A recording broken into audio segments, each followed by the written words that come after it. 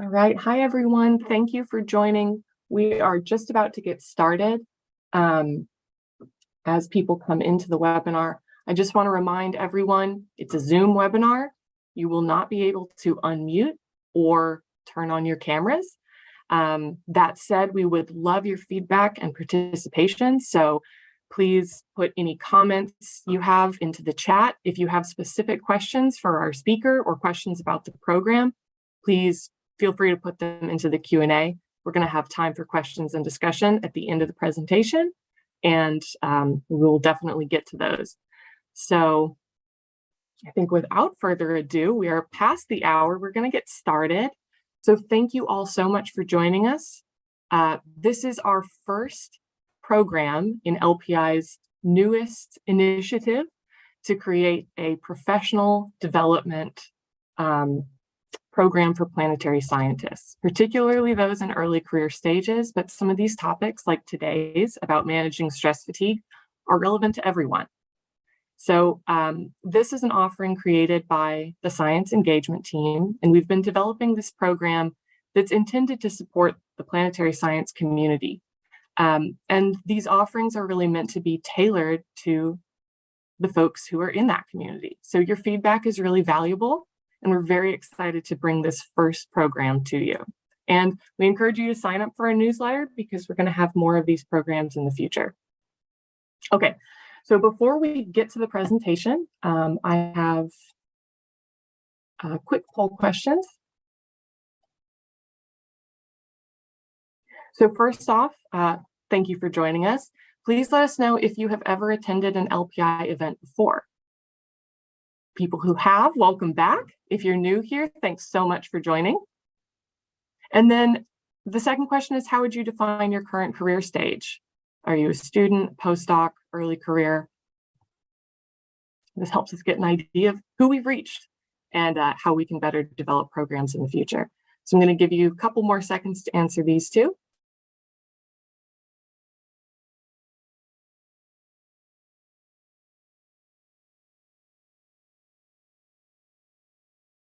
Okay, I'm going to end the poll in 3, 2, 1. All right, and at this point, I'm going to introduce our awesome speaker. Today, we're being joined by Jennifer Bates. She is the Broadening Participation Program Manager at the National Radio Astronomy Observatory. She's a licensed clinical social worker with over 10 years of clinical experience. And prior to accepting her role at the NRAO, she was the Director of Training and DEIA at Region 10 Community Services Board. She's trained in EMDR, MI, CET, WRAP, and DBT. I don't know what those mean.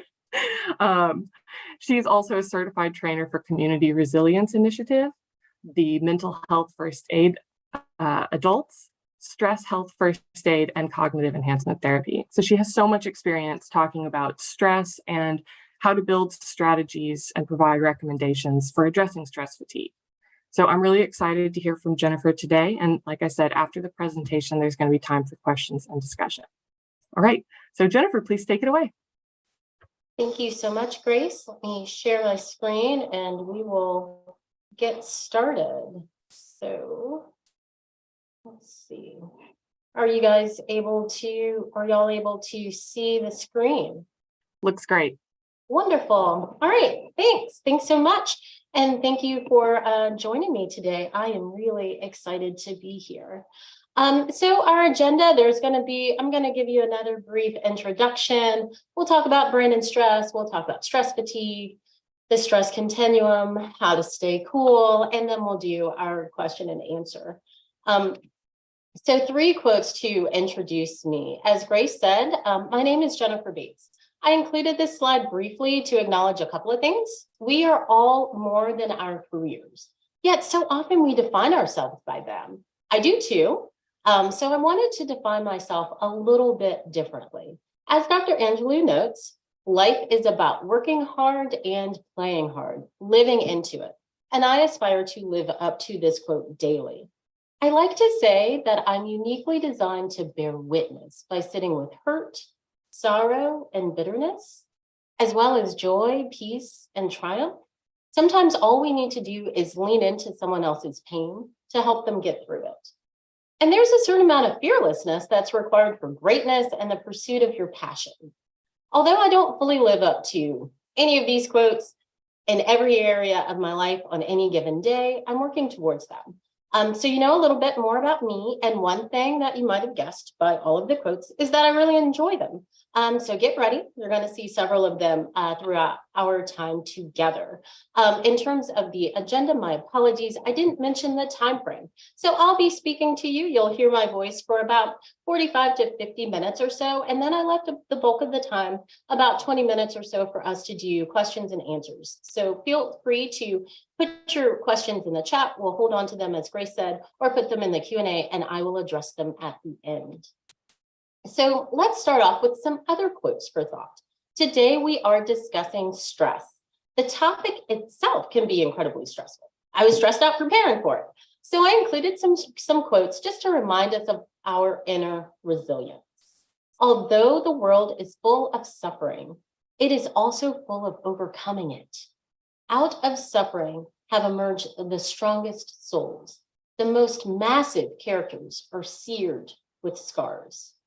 The human capacity for burden is like bamboo, far more flexible than you'd ever believe at first glance. Turn your wounds into wisdom.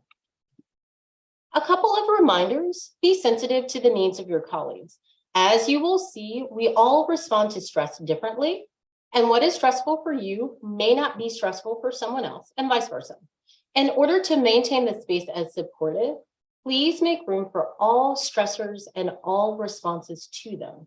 At the same time, while this space will remain non-judgmental, it is not the time or the space to share all of your stressors in order to solicit support from your colleagues. Please refrain from sharing long or intense personal stories of stress or resilience. I'll discuss cultivating spaces for that type of sharing a little bit later. And lastly, take care of yourself during this session. Have something good to eat or drink, and make sure you have comfortable seating. Take breaks whenever you need. There will be time, as I said before, for questions at the end. You're welcome to put your questions in the chat, and I'll try to check it from time to time, but definitely we'll circle back to them at the end of the talk. So let's get started. We'll use Dr. Paul MacLean's triune brain model developed in the 1950s. It is an oversimplification of the complexity of the brain. However, it is neurologically accurate, and it's helpful for presenting the major regions and functions of the brain. We've got it color-coded here: red representing the brainstem, yellow the limbic system, and green the prefrontal cortex. The brainstem is the most developed at birth. It is also the most primitive. Thus, it is referred to as the reptilian brain.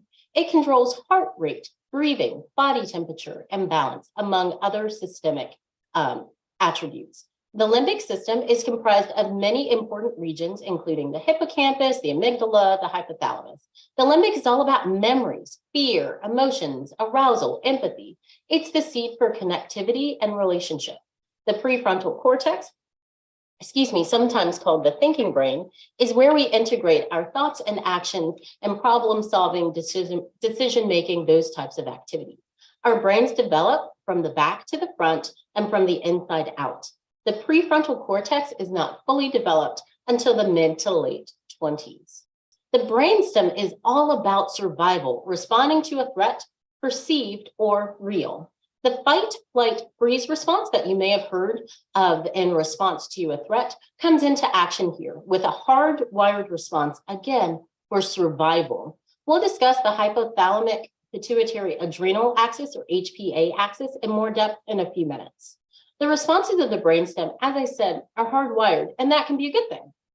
We don't choose to go into the brainstem. We go there because the brain detects a threat and responds instantaneously to maximize survival. By preparing us to defend ourselves, the pulse quickens, to move the blood faster, energy goes to large muscles to release us and releases endorphins to allow us to run, the pupils dilate to allow us to see better. Those are all magnificent adaptations for survival.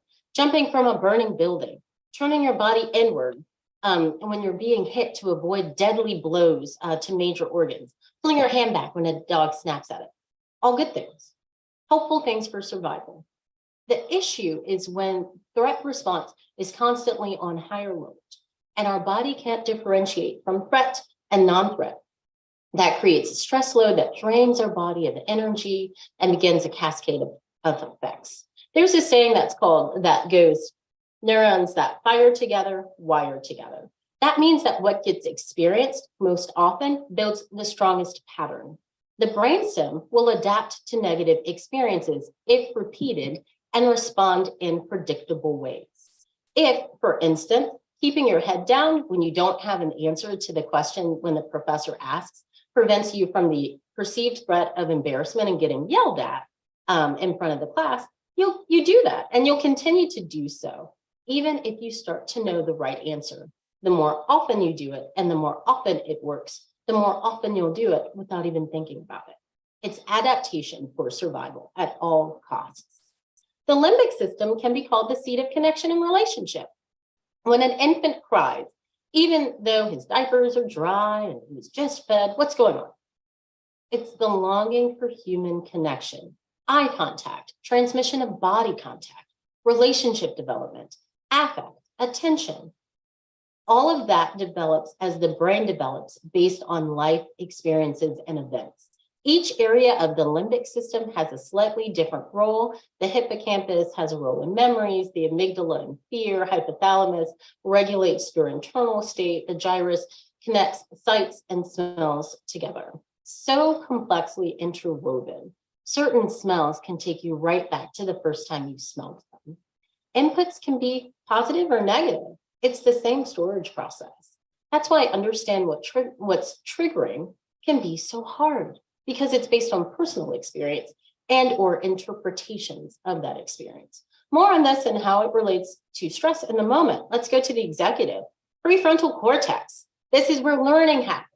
This is the executive who integrates the information from the body through the brainstem and the limbic system to make informed decisions based on all of that information. This is where we make meaning of it all, a fully integrated state.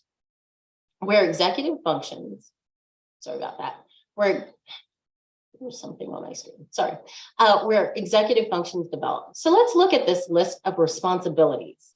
This part of the brain isn't fully mature until 25 or so. Attention, organization, planning, initiating and focusing on tasks, regulating emotions, self-monitoring, all of those things are developed and implemented through the prefrontal cortex.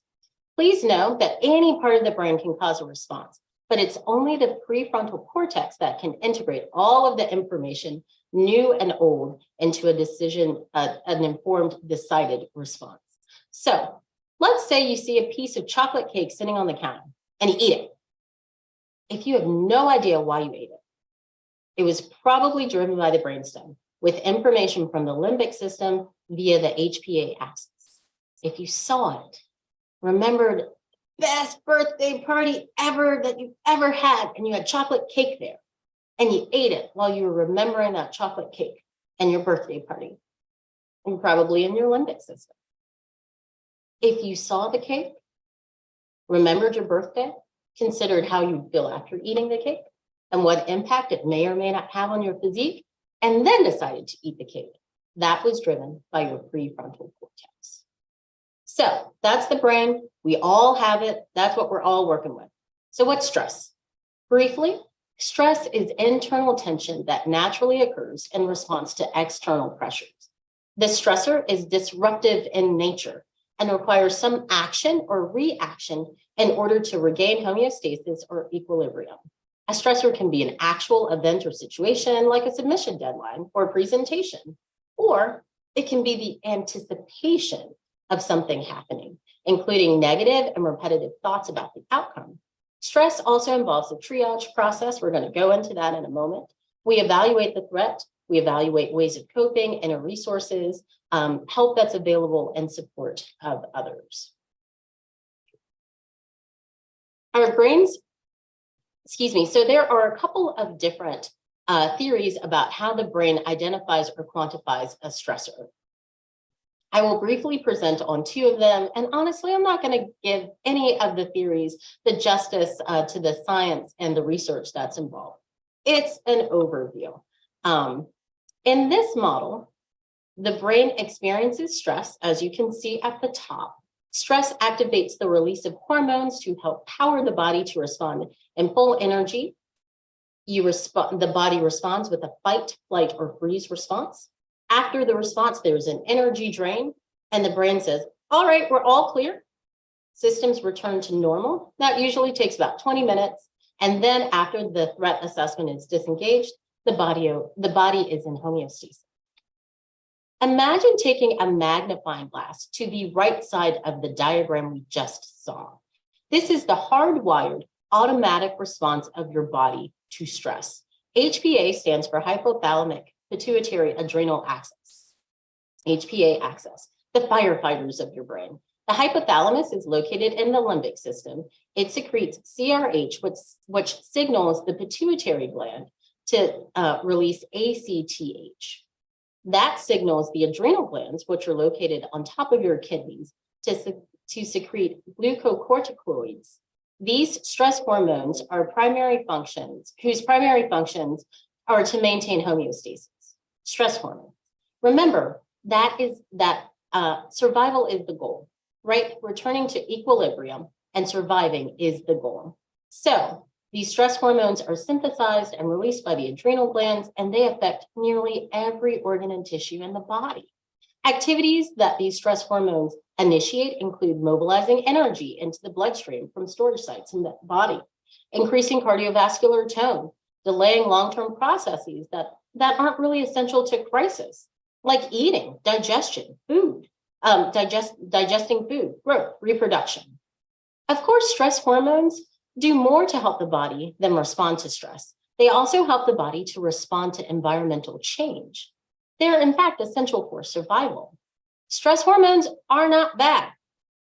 They're functional, unless there's dysfunction. And we'll go into that in a moment.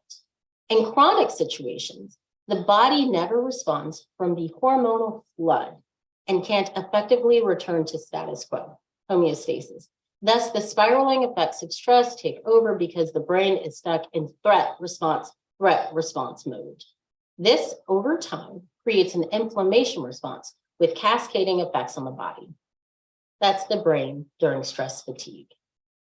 Another theories of constructed emotion, proposes that our brain integrates sensory information from within the body and information outside the body, makes predictions about what will happen in the external world, our internal bodily needs, and then prepares our body for actions by regulating energetic and immune resources through a process called allostasis.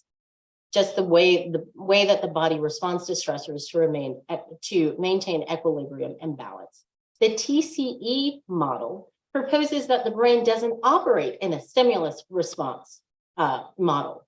Rather, the brain, largely unconsciously, makes predictions and calibrates prediction errors about both the external world and the internal milieu, seeking to match metabolic resources to external demands and internal needs.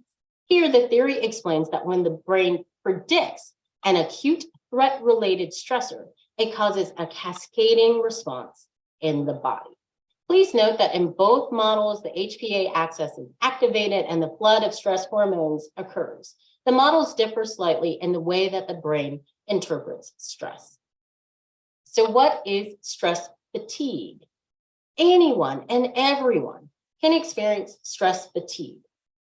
However, because perception and past experiences impact our experiences of stressors, stress fatigue can occur at different times in different contexts, depending on the individual. Stress fatigue is a mental exhaustion caused by worrying or difficulty in coping with the situation.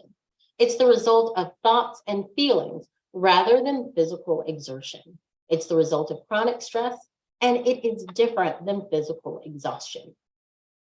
It is possible to have lived with stress for so long that being stressed out feels normal. The consequences or symptoms of stress no longer feel unusual. Stress feels like a constant and consistent way of life. The number one symptom of stress fatigue is a general feeling of weariness. As I noted in the previous slide, this is different than physical exhaustion because it feels like a state of being. You don't feel better after getting a good night's sleep.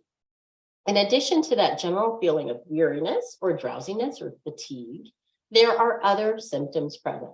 Sore or aching muscles, muscular fatigue, headache, moodiness or irritability, dizziness and blurred vision, a loss of appetite, an increase of appetite, difficulties with short-term memory, and inability to focus or stay on task, slowed resources or difficulty making decisions, feeling useless or worthless, and having a lack of motivation.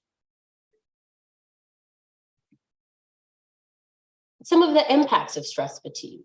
Your brain cells communicate with one another via compounds known as neurotransmitters. Chronic stress reduces levels of serotonin and dopamine, which are important players in regulating our mood, our ability to manage tension, our energy, and motivation. Low levels of either of these neurotransmitters can contribute to feelings of depression, anxiety, behaviors of binge eating, addiction, lethargy, apathy, and anhedonia, or the inability or the decreased ability to find pleasure in things that you used to find pleasurable. It can also lead to an increase in the activity that breaks down acetylcholine in your brain. So you end up with less of it. Acetylcholine is the main neurotransmitter involved with stimulating wakefulness, cognitive performance, and energy. Less of it means less energy. Chronic stress can also induce GABA resistance. GABA or GABA is an inhibitory neurotransmitter. So lowering the brain's sensitivity to GABA essentially prevents the brain from efficiently going into relaxation and rejuvenation mode. This resistance means that you're more stimulated. You have a greater tendency towards racing thoughts, more fears, more anxiety, more tension, and poor sleep. Stress fatigue can also lower thyroid functioning and levels of thyroid hormones.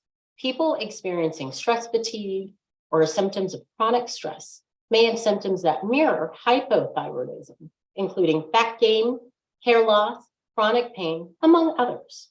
You may see an overlap in the impacts of stress fatigue and the symptoms of stress fatigue. That's purposeful. Stress fatigue can impact multiple systems within the body in multiple and varying ways. Researchers are continuing to analyze the toll that chronic stress can take on the body and all of the systems that are impacted. So let's talk a bit about the stress continuum. The stress continuum was first created for use by the US Marine Corps for use in combat settings. Often it's used as a snapshot to identify how the soldiers were managing with stress in combat operations. However, now it's been applied in a variety of settings, including firefighters, law enforcement officers, healthcare providers, mental health providers, through a program called Stress First Aid, which I am a trainer of. This isn't an SFA training, but any place where there is occupational stress, the stress continuum applies and can be really, really helpful. The continuum can be used as a self-assessment tool to help you to identify where you are in real time in response to a stressor or a series of stressful events or situations. It can also serve as a communication tool, expanding on the universal "I'm fine" response to "how are you doing" to a more precise expression of stress impact. For many of us, some iteration of the header statements that's at the top of each of these columns is a more accurate description of our emotional state, and it can help us know when to ask for help. It's also good for identifying which area of life is experiencing stress. For example, there are times when I feel like I got this as a parent, but I am in the red, ready to burn it down as a wife. Or there are times when I feel like I'm in the creative flow and I'm doing the daggone thing in some areas of work and really struggling just to keep my head above water with other tasks and responsibilities related to that same job. Finally, the stress continuum names the dynamic nature of occupational stress. It's an ebb and flow, y'all. It's common and predictable to move towards the red in times of unrelenting pressure, task saturation, acute traumatic stress exposure, and exhaustion. It allows us to name that experience and normalizes the reality of stress fatigue and crisis. I want to spend a few minutes in the red part of the continuum first. In crisis, the feeling of I can't survive this. Some of the symptoms of crisis, of the feeling of being in crisis, include disabling distress and loss of function, panic attacks, nightmares or flashbacks, and inability to fall asleep or stay asleep once you lay down, intrusive thoughts, thoughts of self-harm or suicide, feeling easily enraged or unnaturally aggressive, making mistakes that you don't typically make, feeling numb, lost, or out of control, isolation from relationships, and a dependence and increased dependence on substances, food, things to numb you so that there aren't feelings there. This is more than stress fatigue. This is the experience of crisis. So what is crisis? More clearly defined, crisis is an acute disruption of psychological homeostasis in which one's usual coping mechanisms fail, and there exists the evidence of distress and functional impairment. Crisis is subjective. Every stressful situation will not lead to a crisis, and every individual that experiences will not experience a crisis in response to a traumatic event. The key differential here is that in response to a stressor, series of stressors, or a traumatic or hazardous event, there's a failure to cope, which leads to distress and functional impairment. There are different levels of crisis.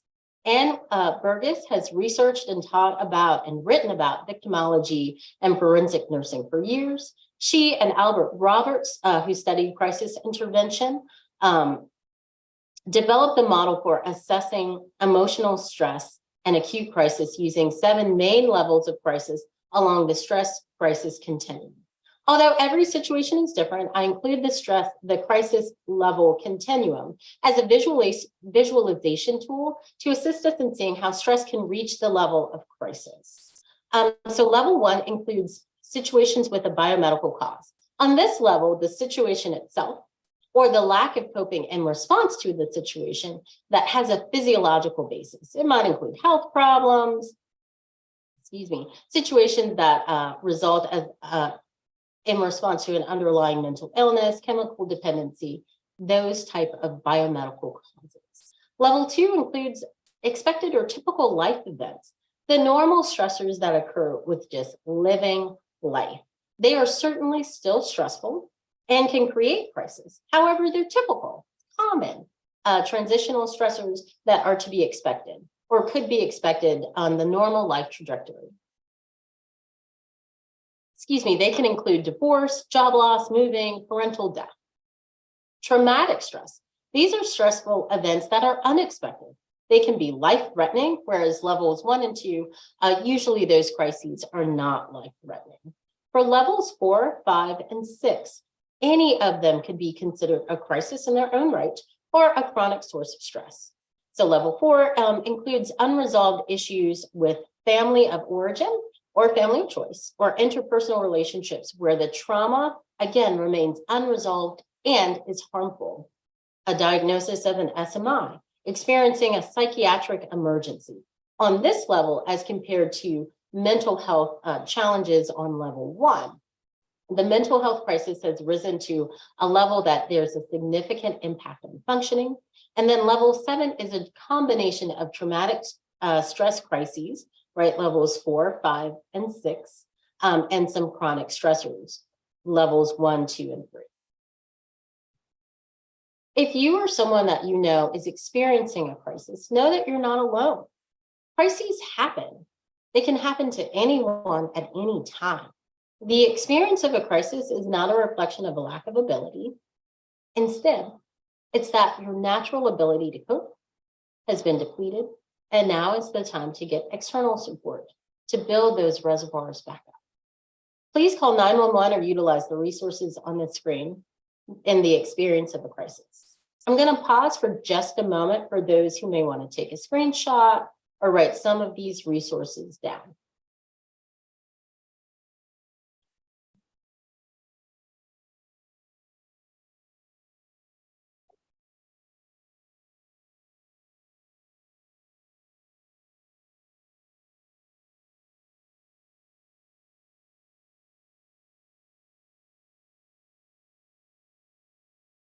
All right.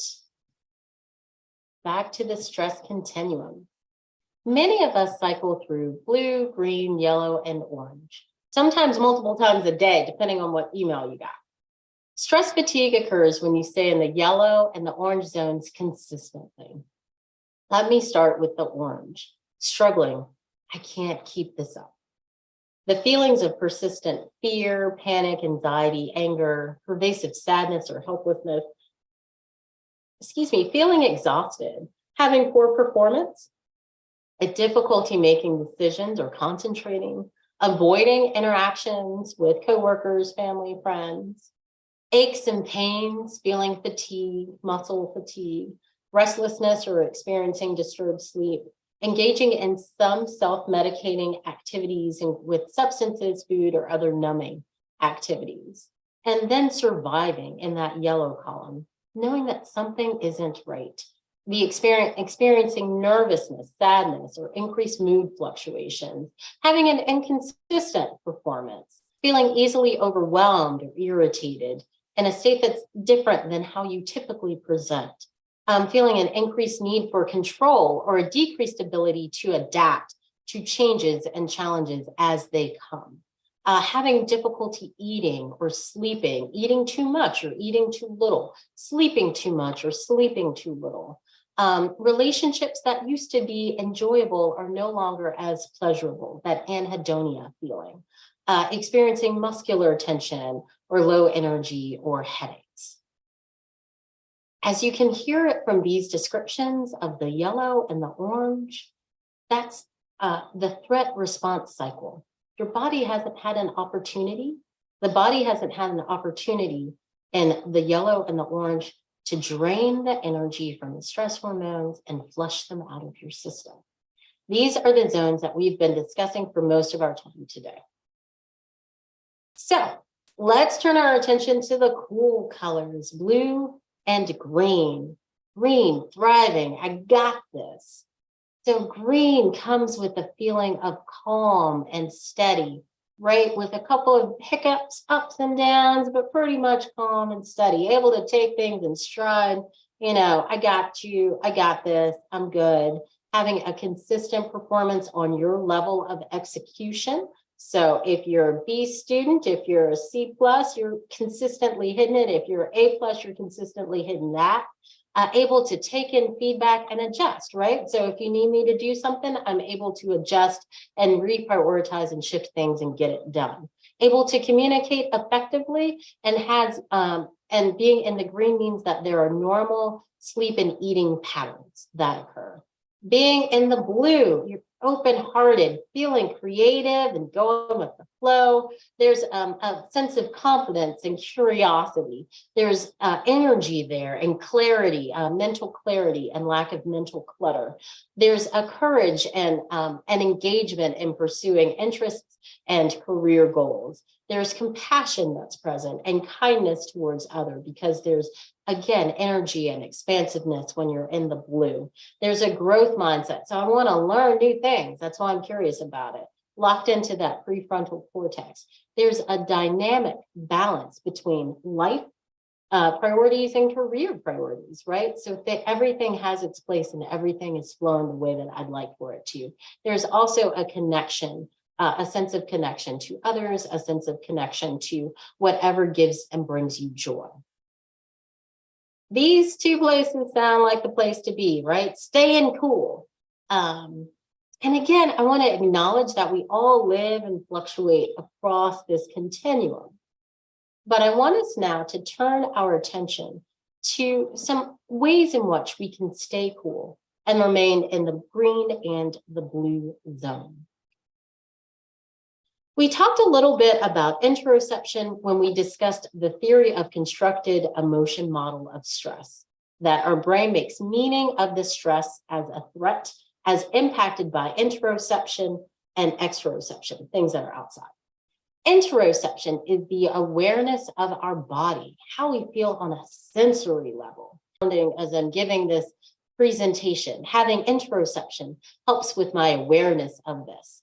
And it allows me to start to unravel why I feel this way. Knowing what you feel is the first step to knowing why am I feeling this way, which leads me to agency, right? It helps me to restore, it helps to restore a sense of control, not in a strict calculated way, as in the orange column, but in a blue-green curious kind of way. I know what's going on and I can adjust.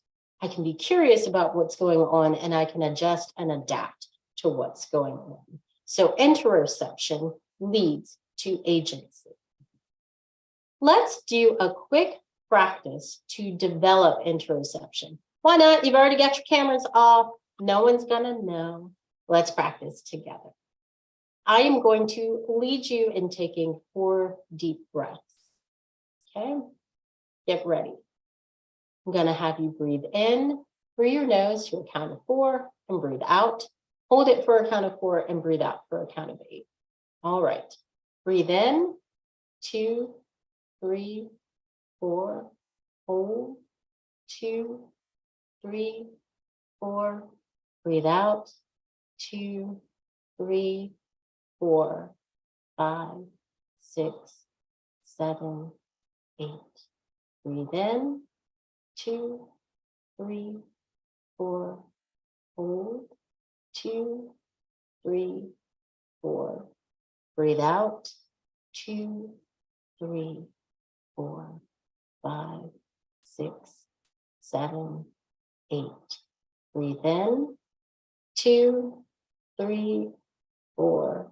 Hold, 2, 3, 4.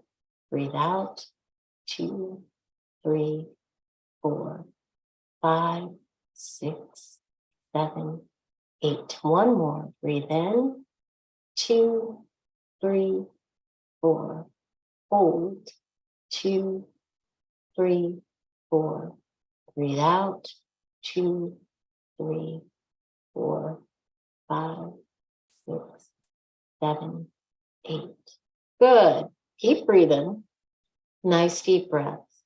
And I want you to think about a moderately distressing situation that you've got. Something that's about a 2 or a 3 on a 5-point scale. 5 being the most distressing situation, 0 being not stressful at all. Bring it up to your mind.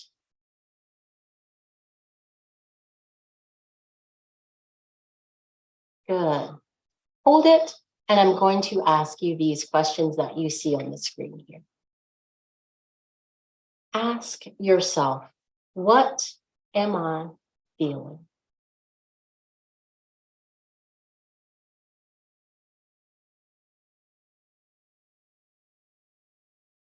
When did I start feeling this way?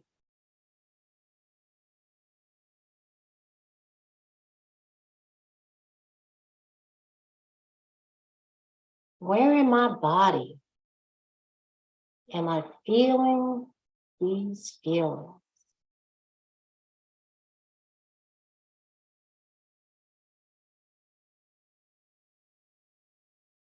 Why am I responding to this situation in this way?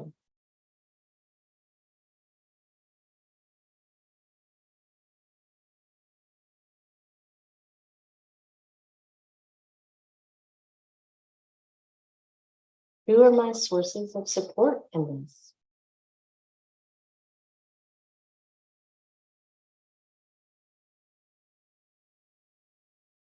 How would I like to feel about this situation?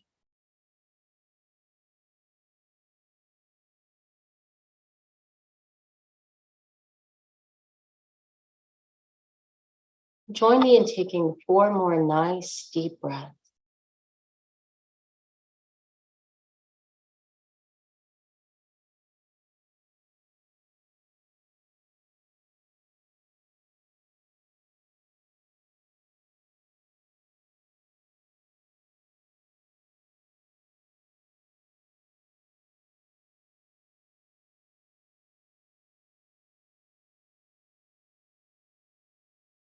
And on this last one, notice any changes in your body, any changes in your thought about the distressing situation.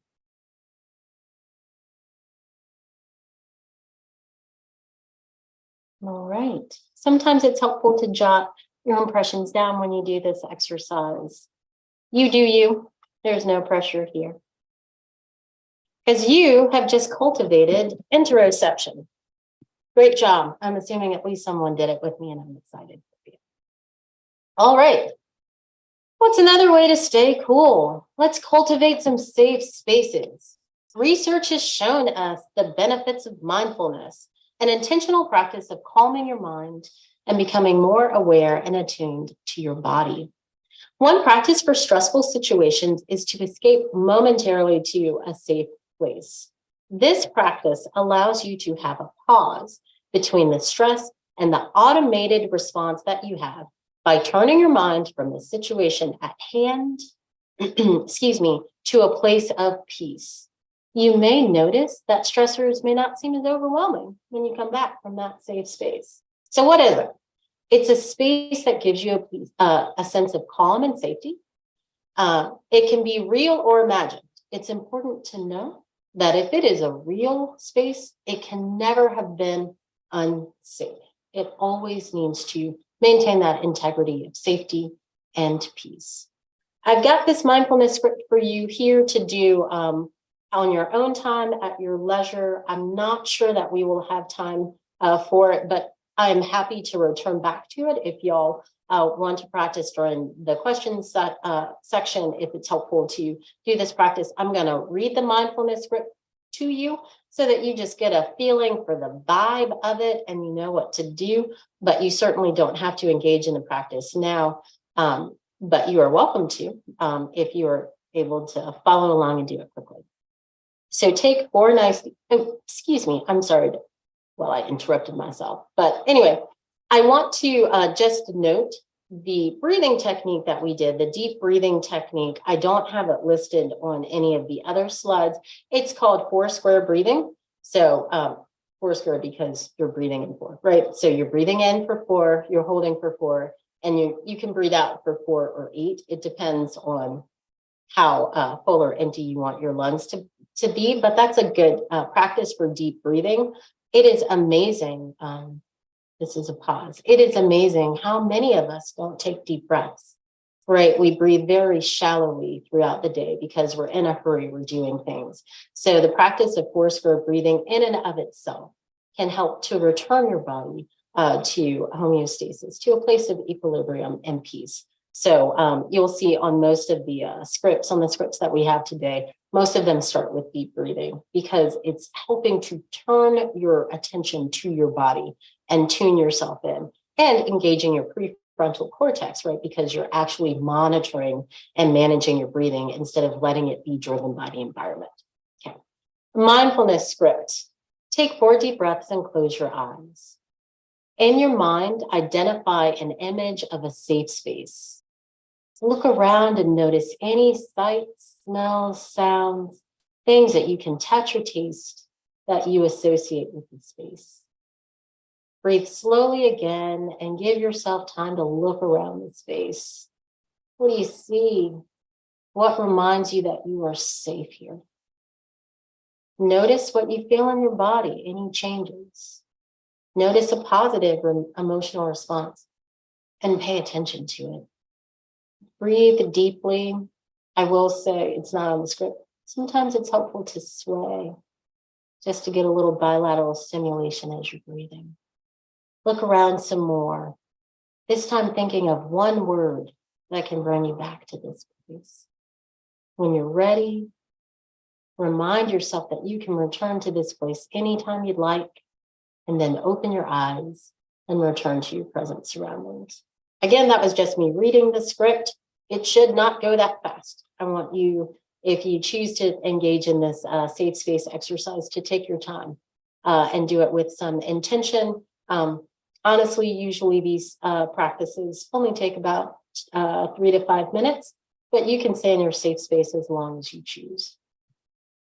This is a favorite quote of mine because it reminds me of the importance of community and some of the dangers of isolation. So Adrienne Rich reminds us, no person trying to take responsibility for her or his identity should have to be so alone. There must be those among whom we can sit down and weep and still be counted as warriors. Staying cool requires having a safe surrounding and safe allies.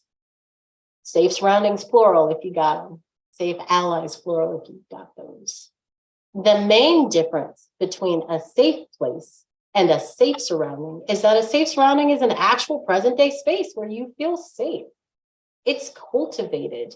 It may be centered around shared interests or identities, and it's populated by allies. Allies can be real or imagined. People you know, folks you've never met. Animals can be your ally. Of course, only living allies can be in your safe surrounding, because again, safe surrounding is real place. Allies have to be real too. However, any type of ally can be in your safe space if you choose to invite them in. For both of these, safe surroundings, safe allies, trust your gut in terms of safety. If the surrounding or ally doesn't create feelings of calm or peace, if you can't be your authentic self, then it's probably not safe for you right now. Allies, even those who are protective and provide wisdom, should not create feelings of hurt, guilt, or negativity. If they do, they aren't allies for you right now. Take some time at some point when you're working on some coolness to reflect on safe surroundings and allies. It'll help you to stay cool. All right, so what are some other coping strategies? I have more. I know you're excited. I have more. I lift these to your awareness for reflection and contemplation with absolutely zero pressure to do any of them. I don't know if you're going to do them or not, but I hope you do. Tricia Hersey has a phenomenal perspective on napping as a practice of self-care. She states, our bodies are a site of liberation and centers her practice around reclaiming time and space for rest daily as an act of rebellion against the capitalist structure and societal norms that require us to give until depleted and then give some more. So free yourself by taking a nap. Take a nap. Throughout the day, we talked about the connection between the body and the brain. Being properly nourished allows you to flourish. So find what nourishes you on all levels. Feed your body and feed your mind with what's good for you. Adrienne Marie Brown discusses the liberative acts of discovering what gives you pleasure and joy. For women especially, but others as well, there can be a socialization towards the body as being the site of pleasure for others, but possibly not for self. And Ms. Brown challenges that social constraint and encourages women and all of us to embrace that which is pleasurable and discovering your own body as a site of joy. This can be through bubble baths, creating a ritual for the evening or the morning. I like rubbing my hands with lotion and then smelling it, right? It's a positive smell. I mean, of course, it can't be a lotion that makes sense. But assuming that I love the smell of the lotion, it's a sensory, it engages a couple of senses, the sense of touch and the sense of smell, right? I lost myself. Getting a massage, working out, all of those things, finding joy within your own body. Peacekeeping can simply be defined as preserving the peace between two or more hostile states. I'm going to let that land for a minute. Preserving the peace between two or more hostile states. Oftentimes we think of hostile states as government entities, but reflect on for a moment on the conflictual and hostile states that you may have within yourself. Be present enough with yourself to notice and identify practices for keeping the peace. So Tara Brock, I have her on my resource list in multiple ways, uses the concept of RAIN to increase self-compassion and awareness. R stands for recognizing what's happening in the situation or the moment. A, for just allowing the situation to be. Don't resist it. I stands for investigating how you are feeling and where you are feeling it. Asking yourself gently, where does it hurt? And then N stands for nurturing that hurt with gentle tenderness. Practicing keeping the peace between hostile states. I like to encourage folks when engaging in self-care to engage to the point where it feels good emotionally, physically, and mentally, to the point of satisfaction. Overindulgence can create feelings of guilt. Underindulgence just feels disappointing. The butterfly hug, or the hug of self-love, originated in working with survivors of Hurricane Helene in 1997. This approach is often taught in therapy. I teach it to clients myself, but it can be done individually by anyone as a self-soothing technique under stress. So I am going to model how to do the butterfly hug. You are welcome to do it along with me. You can just look at me if you want to. I won't know the difference. Cross your arms over your chest so the tip of your middle finger is placed at the clavicle or collarbone, and the other hands rest on your chest and point upward towards your neck. I like to cross my thumbs when I do it like this. I'm pretty sure you can see that. You certainly don't have to. They don't have to be crossed. I just do it anyway. You can have your eyes open or partially open or closed. Next, start to alternate, tapping your hands like the flapping of butterfly wings. Breathe slowly and deeply, slowing down, and notice whatever thoughts are drifting through your mind. Don't judge your thoughts or yourself for having them. Imagine your thoughts are like clouds drifting across the sky of your imagination. Can't hold on to them, just let them be. Or like leaves floating down the creek. Or like scenes passing by while you're on a train. Just gently tap, breathe, observe.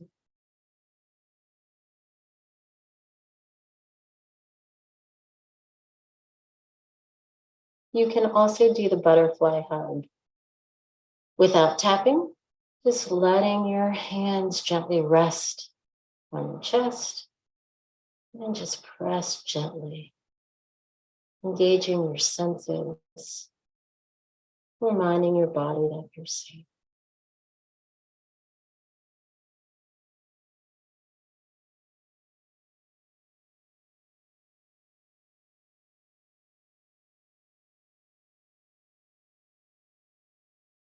As you're doing the butterfly hug, notice any changes.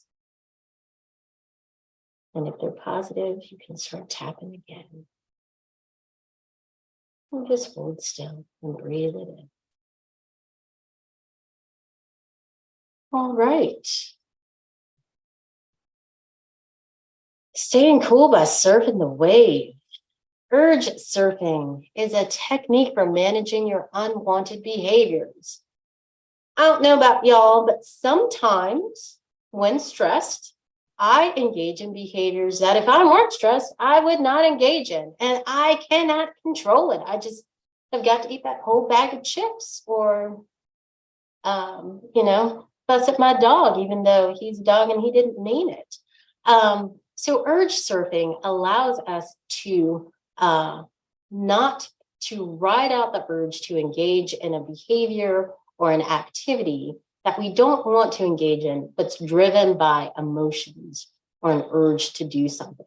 So if you ride it out like a surfer on a wave, in a short time, the urge will pass on its own. So the intensity of the urge you see, and then the time, a trigger is when an urge is triggered. So it might be a triggered response to a stressor. And then the urge starts to increase over time. That's the rise. It gets to its peak, like that's the most intense, like, oh my gosh, I've got to do it now. Hold at the peak, don't give in, and then you'll notice a fall and the urge will slowly go away. Each person, when experiencing this surfing of the wave, your wave might last a little bit longer. Your wave might be very short. There's research that has determined that emotions typically, if not fed, last 2 to 5 minutes. They can last a little bit longer. They can last a little bit shorter, just riding the wave. And when you're doing this, it's helpful to remind yourself it's okay to have urges. Some discomfort is okay. I don't have to change it. And this urge is just a feeling. I can have a feeling and choose not to act on it. This is temporary and it will pass on its own. Sometimes it's helpful to distract yourself if you are surfing the wave by doing something else. Sometimes it's helpful to take walks or do deep breathing while you are avoiding and calming yourself, staying in that blue-green zone. More coping strategies. Often we know what we need, but we don't always give ourselves permission to engage in the activity. It feels decadent or self-indulgent. We feel the pressure of time or finances or something else. Today, commit to giving yourself permission to engage in one of these activities or another activity that you choose that brings you joy. One of my suggestions is to take the day off from everything. This is inspired by Dr. Maya Angelou's practice, her practice before she passed away, of taking the day to turn off her phone and go wandering as if a tourist in her own city, allowing herself time to reflect and refresh. Read a book, write in a journal, laugh, say no to something, say yes to something. Release yourself from judgment of when you said no or yes in the past. Color, laugh, be still. Connect with someone or something meaningful. These are all things, excuse me, that we often do not give ourselves permission to do, but we can. Again, I want to remind you that in engaging in any of these coping practices to get yourself back into the green, do it to the place of satisfaction. Overindulgence, again, can create feelings of guilt and embarrassment. And you're wiring together the wrong neurons, the wrong experience. And their indulgence can feel kind of disappointing, lackluster. Do it to the point of satisfaction. All right, let's get at some resources. So these are some books that I have read and liked, some books that I am aware of and are on my book list to read, but I haven't read. The Body Keeps the Score by Basil van der Kolk. As you can see, I've got it right here. If, excuse me, you are someone who has experienced trauma in the past, either a significant trauma or maybe a series of smaller ones, this is a really great introductory book to understanding how and why your body responds to certain instances in the way that it does. It is not specifically designed to help you to manage it. It's not a workbook, but it is really helpful. Why zebras don't get ulcers. If you are really interested, I don't have that book here, but if you are really interested in kind of the mind-body connection, like why is it that my brain responds the way that I do and how it impacts my body, that is an excellent resource for that. Radical Compassion by Tara Brach is one that I have here. She also has a book called Radical Acceptance, equally as good and amazing. If you enjoyed the practice of RAIN, if you enjoyed the practice of interoception, this book is for you. She has practices at the end of each chapter and really goes into focusing on that mind-body connection. Full catastrophe living is about mindfulness practice. Again, it is a wonderful workbook that can help you with learning how to do mindfulness practices and really connecting and staying attuned mind to body.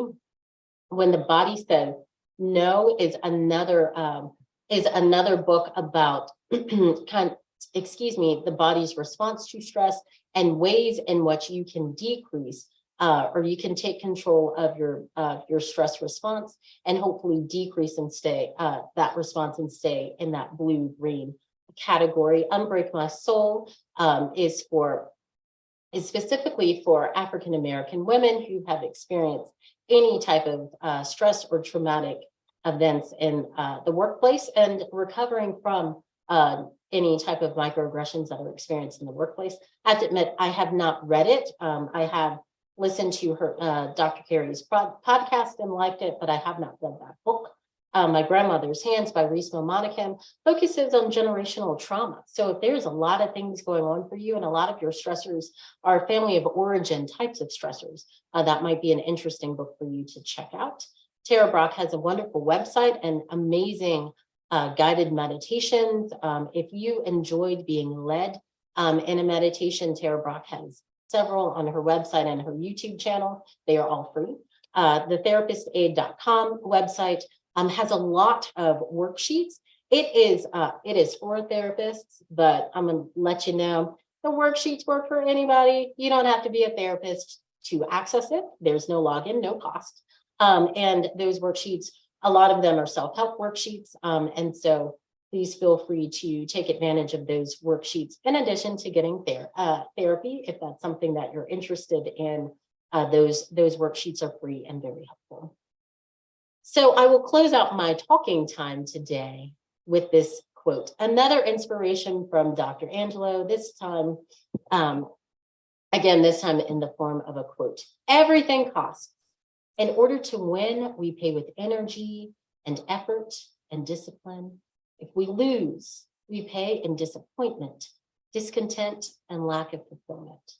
So, since a price will be exacted from us for everything we do or leave undone, we should pluck up the courage to win back our finer and kinder and healthier selves.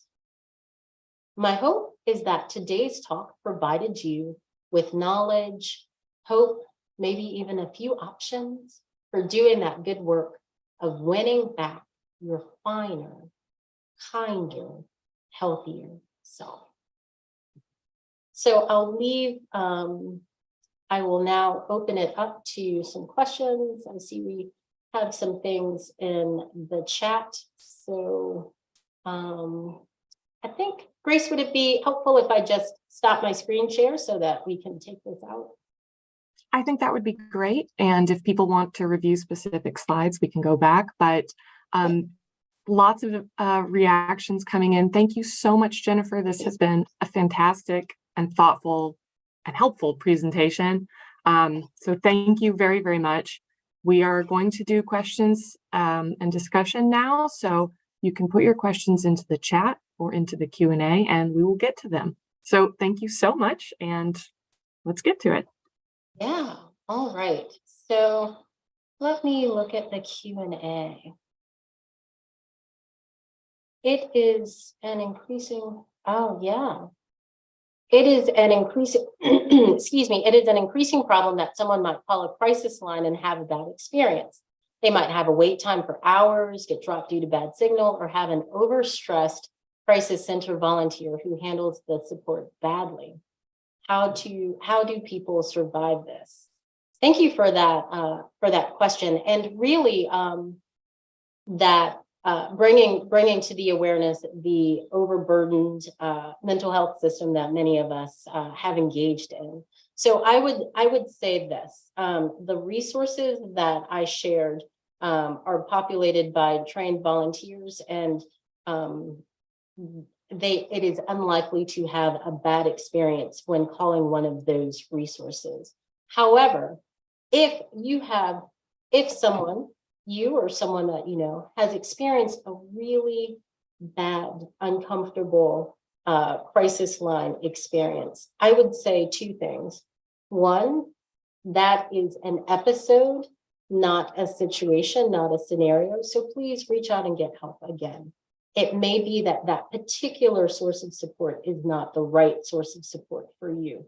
And two, I would say survive it by seeking individual therapy and seeking out support systems that may be better tailored to your specific situation.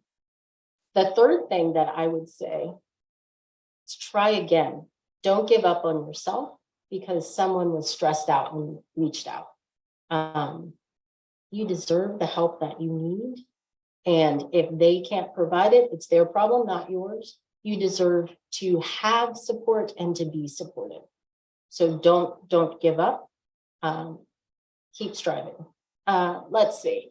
For those that experience anxiety, panic disorders, increasing interoception during a triggering event can cause feelings of anxiety and panic to exponentially increase. Do you have any recommendations and practices if one finds themselves in an anxiety and panic? I guess I could read quietly, huh? Oh, yes, perfect. I should have read it aloud. For those that experience anxiety and panic disorders, increasing interoception, so focusing on internal signals and cues during a triggering event can cause feelings of anxiety and panic to exponentially increase, right? So your body is already in a panic state, and then you're focusing on your body, so it might feel even more panicked. Do you have any recommendations, practices for one who finds themselves in anxiety, panic-inducing situation that do not include interoception? I've read that focusing on something external to the situation might help mitigate the symptoms. Great, I like that. That is true, and I like that suggestion. You're absolutely correct in that interoception is one of many practices.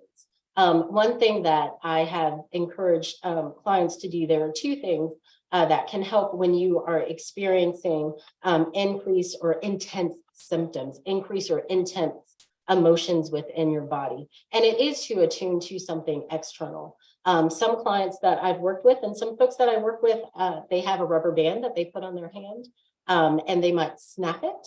And what that does, please, it's not self-harm. It is snapping a rubber band to return you to the present.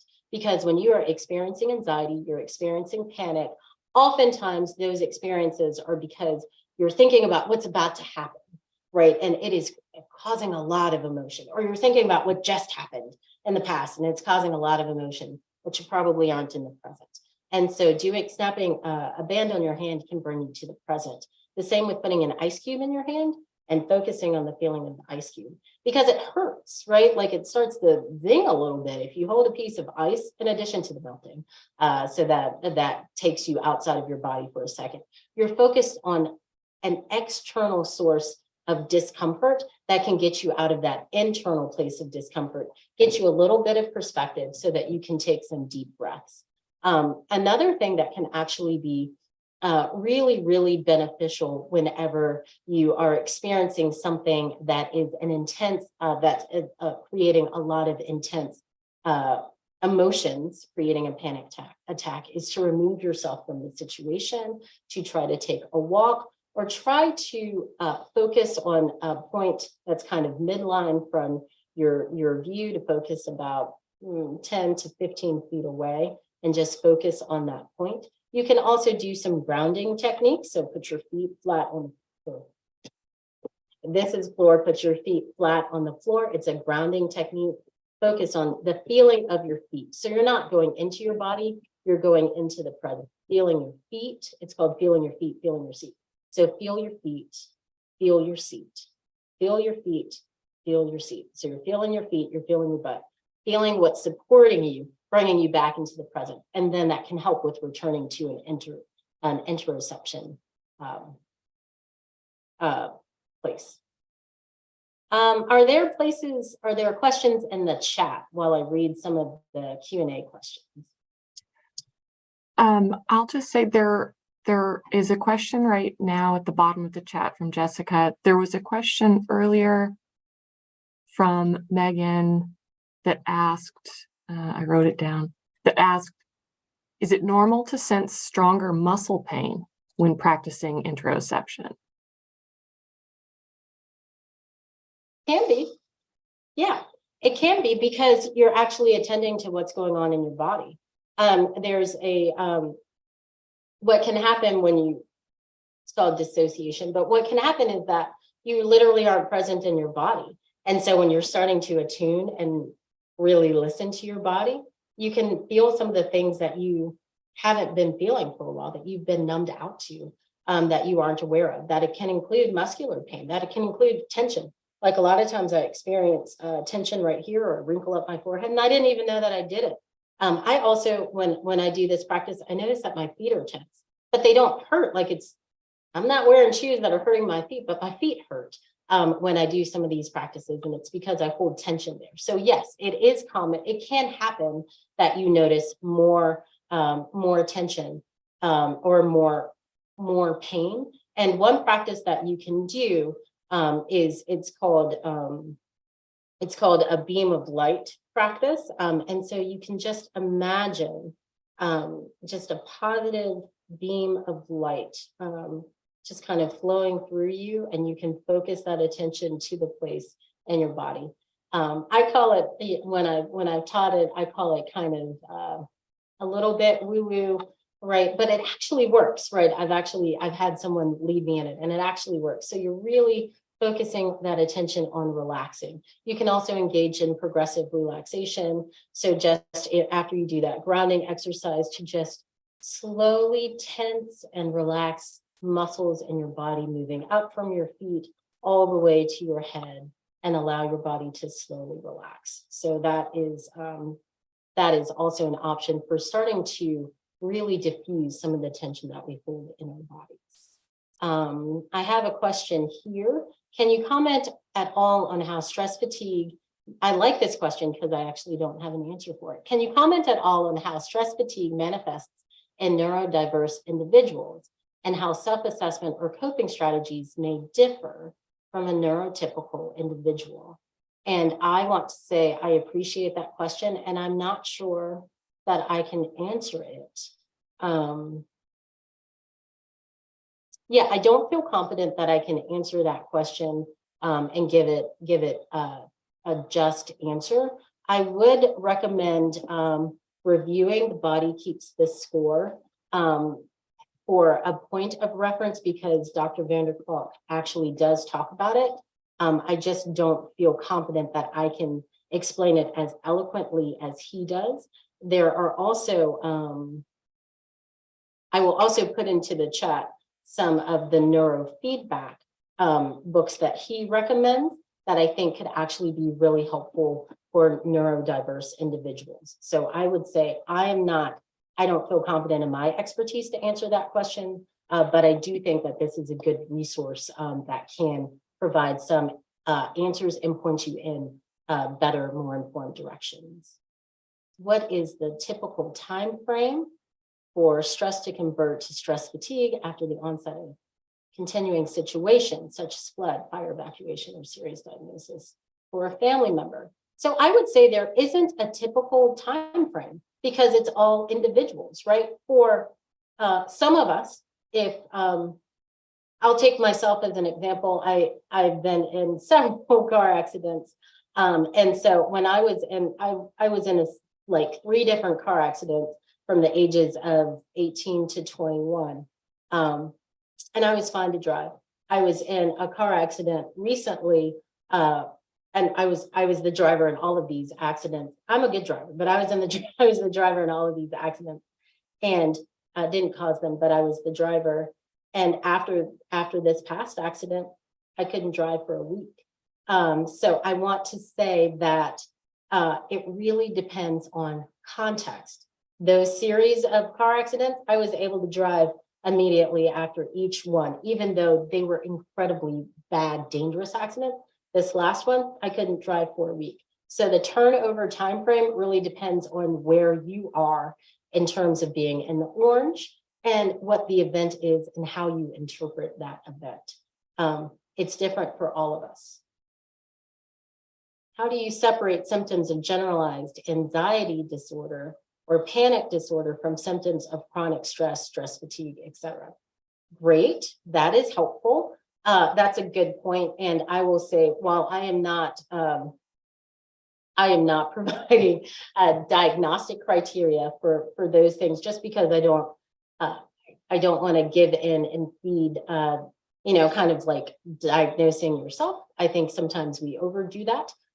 For generalized anxiety disorder and or panic disorder, either of those two, if you are trying to distinguish them from symptoms of chronic stress and stress fatigue, focus on managing the stress or the stress fatigue first, and then see where it lands, right? Because those disorders are disorders that can be caused by an experience of stress where we are not adjusting. Those are adjustment disorders, so we are not adjusting to the stress. But if you decrease your symptoms of stress, if you manage stress well, and you still experience panic attacks, you still experience low-level anxiety, even when you are not in a stressful situation, then you may actually qualify you might actually meet the diagnostic criteria for those. You might get diagnosed with generalized anxiety disorder, focus on decreasing the stress in your life and managing those stress practices better, and then not qualify for generalized anxiety disorder as a diagnosis any longer, because really that was initiated by stress. That is also true for PTSD symptoms. It's not that you no longer have PTSD, it's that it's resolved. You've been able to resolve some of the symptoms related to that. So I would say focus on stress and the resolution of stress and your stress fatigue, and see if those symptoms are durable symptoms, they remain over time and space, or if they are really indicators of that chronic stress. Are there other questions, Grace? So if you scroll up just a bit in the chat, there is a question from Jessica that is asking about establishing boundaries. I can read it if you don't see it. No, I see it. I see it. Okay. Could you discuss establishing boundaries, saying no and knowing your limits have been such a crucial skill for me to learn. Also, not overwhelming yourself with responsibilities. It's okay to not finish things and to not have something and have not. Okay. Yes. So I would say that when we are working on establishing boundaries, it's an incremental process. It is difficult to say no when you're used to saying yes, and it is hard to say yes when you're used to saying no. So there are some worksheets on Therapist Aid on that website. So I'd encourage you to go to that website there. I think they are actually called Establishing Boundaries.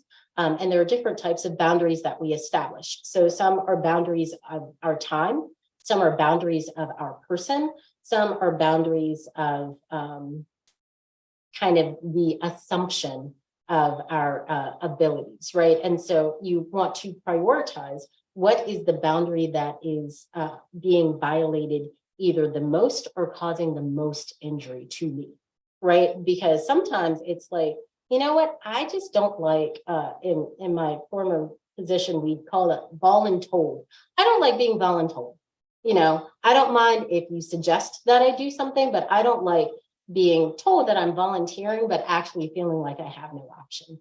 Is that the violation that is the most emotionally arousing? And as you're identifying, what is it that is going on? What is it that I would prefer to happen? And what am I going to say or do? Or how would I like to respond differently? Some things, it feels like we don't have the opportunity to say no. And so in dialectical behavioral therapy, there's a term called radical acceptance. Tara Brach also, this isn't the book, but she also writes a book called Radical Acceptance. And that helps with the process of accepting those things that we either have said yes to, that we don't want to say yes to and are still ongoing in our lives, or accepting the fact that there are some things that we say yes to or we have to say yes to. And so the process of radical acceptance allows the resistance to fade away so that you can, I don't really like the term make lemonade out of lemons, but so that you can grow even in the space that in the container, even if you don't like the container that you're in. So I would recommend as a practice, Tara Brach's radical compassion, radical acceptance, to really explore what are the boundaries that I want in my life? And then what am I willing to give up in order to establish those? Because it is a practice and it's incremental over time.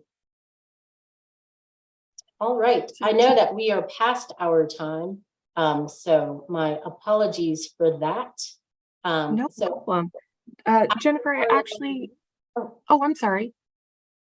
I was going to say, I actually have one final question for you just to sort of wrap up. Thank you so much for all of these strategies. Do you have any kind of guiding recommendations for how to support a colleague or a peer who might be struggling with stress, and guiding principles for how to best be an ally? Yes. So I would say if you are super duper trooper interested, go on Mental Health First Aid website, because excuse me, Mental Health First Aid for adults, I'm a certified trainer in that gives you all of the tools, including a handy dandy workbook for how to address a whole bunch of issues that you may encounter. And it's specifically designed for not being a therapist, for the everyday person, right? To just kind of get in there, help connect someone from a place of crisis to a place of connection, right? You're not providing therapy, you're providing presence. Secondly, if you don't take that class, I would say being present and being open while maintaining boundaries for yourself, right? Don't let someone verbal vomit on you to the point that you get down, right? But that you are present for them and you hold them up and say that I am a safe space, while also noting I can't pick up all of your burdens, right? And so sometimes it's helpful just to have someone listen. Ask the person, notice what they're experiencing. You know, a lot of times we run away from tears like they're contagious. They're not. If you cry anyway, it's because we have mirror neurons. It's not because there's something wrong with you. So don't run away from the tears. Don't run away from the stress. It's not contagious. And notice that I see that some things are going on with you. Would it be helpful to talk about it? Is there anything that I can do? Right? A lot of times we just like to be acknowledged that, you know, things are crappy right now. And I just would like someone to acknowledge that. So being a present witness to all of those things can be a really powerful tool. All right, thank you so much on behalf of the LPI and everyone who is here today. This has been an awesome presentation and discussion and so helpful. And for those of you who have been able to stick around for the whole time, can we give one more awesome round of applause to Jennifer for her presentation? Really great job. And if you guys can stick around for another minute or two, we have some final polls. If you need to run, you're going to be redirected to our survey. Your feedback is really, really valuable. So first off, I'm going to launch our polls. We've got a couple of them. So this is just very generic, but please tell us how you feel about today's program. How do you feel satisfied? We want to offer more and more of these events going forward, and your feedback is valuable here. You can provide more detailed feedback in the survey.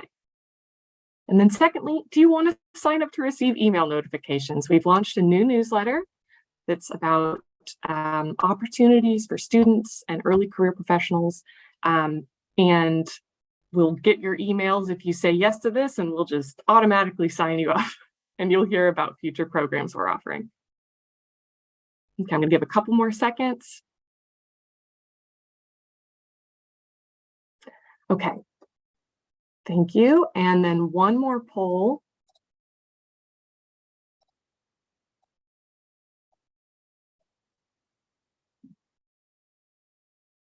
Now, these are open-ended. They're anonymous.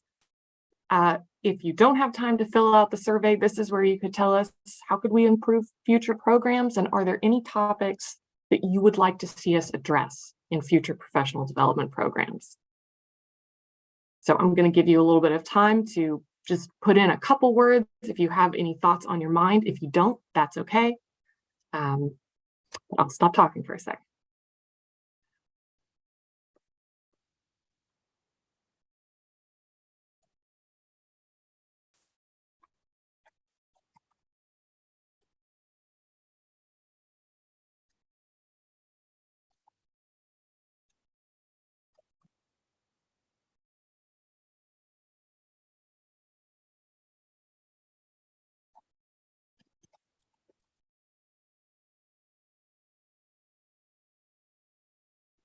All right, I'm going to leave this poll open until we close the webinar.